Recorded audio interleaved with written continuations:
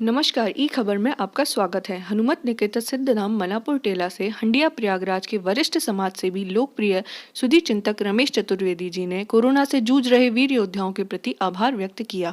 उन्होंने सभी को यथासंभव सहयोग के लिए आगे आने की अपील की।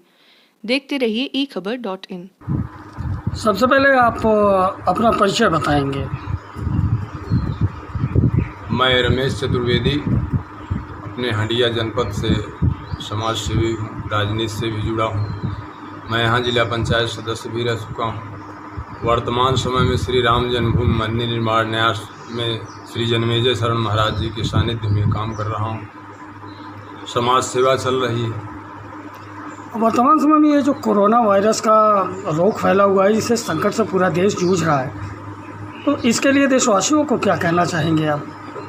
इस वैश्विक आपदा काल में सबसे पहले तो हमारे देश के जो वीर योद्धा हैं उनको बधाई देना चाह रहा हूँ। उसमें सफाई कर्मचारी से लेके हमारे बड़े बड़े IPS IAS अधिकारी, सेना के जवान, PSC के जवान, CRPF के जवान, पुलिस के जवान, जो इस भयानक संक्रामक बीमारी से लड़ रहे हैं, उनको मैं बधाई देना चाहता हूं और बधाई के पात्र भी हैं। कितने लोगों ने अपने जान भी न्यौछावर कर दिए। मैं उनकी आत्मा के शांति के लिए परमात्मा से प्रार्थना करता हूं और उनको नमन करता हूं। अभी तक देखा गया है कि राजनीतिक पार्टियां तमाम तरीके से हैं, लेकिन उन लोगों ने पहल नहीं की है गरीबों की सहायता करने के लिए। तो इसके बारे में आप क्या कहना चाहेंगे? बात तो आपकी सही है। हमारे देश में, प्रदेश में इस समय भारतीय जनता पार्टी की सरकार है और भारतीय जनता पार्टी के बहुत ही वरिष्ठ नेता जो प्रशंसनीय हैं, स्वर्गीय माननीय अटल बिहारी वाजपेयी जी, उन्होंने कहा था कि जब भी मेरा देश रहेगा, मेरे देश की जनता रहेगी, तभी राजनीति होगा, तभी सभी राजनीतिक पार्टियों का वजूद रहेगा। और जब मेरा देश ही सुरक्षित नहीं रहेगी, यहाँ की जनता ही सुरक्षित नहीं रहेगी, तो कोई राजनीतिक दल नहीं रहेगा, कोई पार्टी नहीं रहेगी, कोई राजनीति नहीं होगा। जहाँ रही राजनीतिक पार्टियों की बात, आपने सही प्रश्न किया। तो इस समय हमारे देश प्रदेश में जो सरकार है, प्रयास तो अपना वो कर रहे हैं, लेकिन प्रायः जो सुनने में आ रहा है सोशल मीडिया के माध्यम से कि तमाम हमारे उत्तर प्रदेश के प्रवासी श्रमिक मजदूर कर्मचारी महाराष्ट्र की धरती से, गुजरात की धरती से यहाँ आ नहीं पा रहे हैं। और समय समय पे जो भी कुछ नियम कानून बनाए जा रहे हैं वो सफल नहीं हो पा रहे हैं। लोग पैदल चल के आ रहे हैं, साइकिल से आ रहे हैं, मोटरसाइकिल से आ रहे हैं। उसमें हमें अच्छा लगा, हमारे समाजवादी पार्टी के राष्ट्रीय अध्यक्ष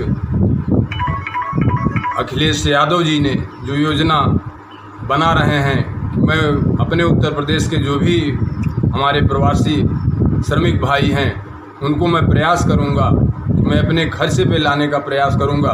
इसलिए वो बधाई के पात्र हैं। अगर ऐसी सोच उनके दिमाग में आई है तो इसका कोई अन्य पार्टी के लोगों के, अन्य पार्टी के नेताओं से तुलना नहीं की जा सकती। वो बधाई के पात्र हैं और ये होना भी चाहिए कि जो भी उत्तर प्रदेश के करोड़ों लोग, उत्तर प्रदेश में कोई मिल फैक्ट्री है नहीं, कहीं महाराष्ट्र में है, कहीं गुजरात में है, सूरत में है, अहमदाबाद में है, अगर उनको लाने के लिए वो सकुशल अपने घर आ जाएं इस आपदा काल में, तो उनकी सहायता करने के लिए कोई भी राजनीतिक पार्टी अगर बढ़ चढ़ के आगे आ रही है तो जनता के हृदय में स्वयं अपना एक वजूद बना रही है और वो बधाई के पात्र हैं। जो देखा गया है कि धर्मशास्त्रों में भी रोगों के निदान के लिए बहुत उपाय बताए गए हैं, उनमें भी कुछ आप बताएं। बिल्कुल सत्य बात आपने कहा। रामचरितमानस में बाबा गोस्वामी तुलसीदास जी इस रोग के विषय में चर्चा किए हुए हैं। उत्तरकांड में 120-21 दोहा में जो चौपाई हैं, अगर उसमें पढ़ेंगे तो आपको मिलेगा कि ये रोग कैसे होगा और किस तरह से इसका निदान होगा। तो हमारी एक मानस की चौपाई है कि राम कृपा नासहि सब रोगा, जो यही भांति बने संयोगा। ये परमात्मा का एक संदेश है।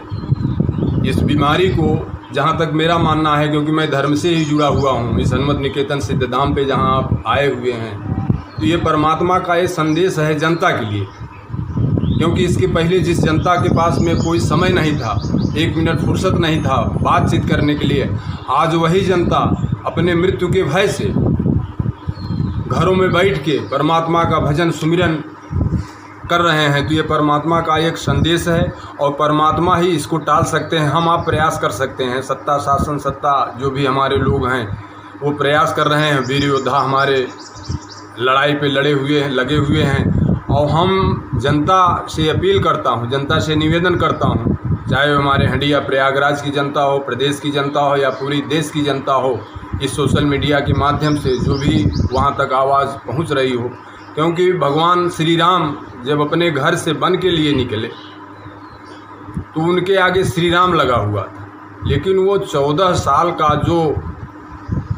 साल का उनको वनवास हुआ। वनवास होने के बाद में राक्षसों का दमन करके जब वो वापस हुए तो उनके नाम के आगे श्री मर्यादा पुरुषोत्तम राम लग गया। तो निश्चित यह जो हमारी वैश्विक आपदा काल की भयानक बीमारी कोरोना वायरस है, इससे हमारे पूरे विश्व की जनता, विशेष करके हमारे भारत की जनता जो सनातन धर्म की पोषक है, वसुधैव कुटुंबकम की पोषक है, जो अपने पूरे विश्व को अपना परिवार मानती है, सनातन धर्म की पोषक है।